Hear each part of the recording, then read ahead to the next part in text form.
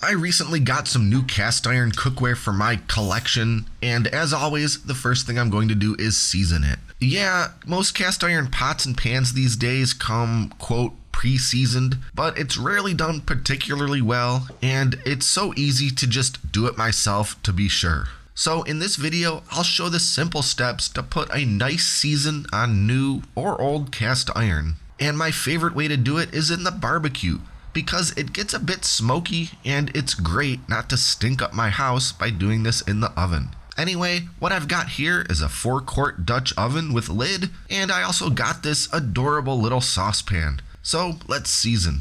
If you're not exactly sure what seasoning cast iron really means, that's just what we call it when we coat the metal in oil or fat and cook it long enough for that fat to polymerize or become a hard, smooth coating that bonds to cast iron, thereby protecting the metal while creating a non-stick surface that makes cooking and cleaning easier.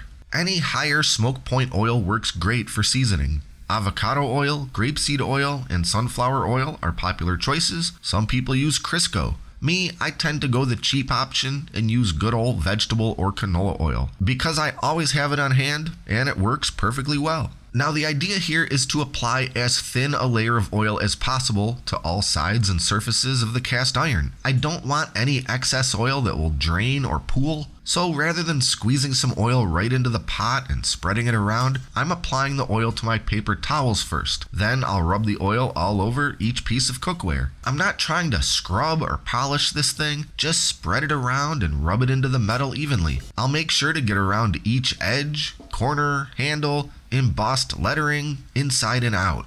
And some people use expensive rags or shop towels for the oil application because ordinary paper towels can leave tiny bits of fuzz as you get to wiping. But everything is about to get cooked very thoroughly for like an hour, and every single molecule of that paper towel fuzz will be completely vaporized. So I simply don't worry about it.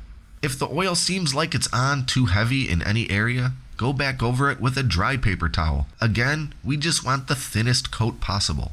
After I've done the Dutch oven pot, I'll do the same to the lid, and then this little saucepan. And now we're ready to bake. So I've got my propane grill preheated to about 400 degrees, and in goes the cast iron. I'll place the Dutch oven pot, lid, and saucepan upside down right there on the grates, any which way they'll fit. Close the grill lid, and now we just let it bake in there, 400 degrees Fahrenheit for about 1 hour. And after a few minutes, as that oil really heats up, it'll start smoking quite a bit. This is completely normal, and it's exactly why I prefer doing this outside.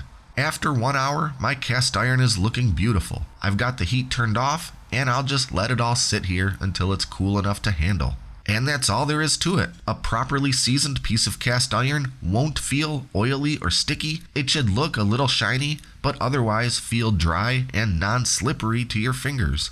Currently, I've applied 1 coat of seasoning. Now I'm going to repeat every step that we already did, so I will have 2 coats of seasoning. I usually only do 2 coats, though some people will do 3, 4, or 5 total coats. The more you do, the more protection your cast iron will have, and the more non-stick it will be while cooking food. Well, to a limit anyway. I've found 2 coats to be perfectly sufficient, especially considering it did come pre-seasoned out of the box. Be sure to like and subscribe to stay up to date on all our latest stuff, including future cast iron and outdoor cooking videos. Thanks for watching, and until next time, I'm John, and this is Great Lakes Country.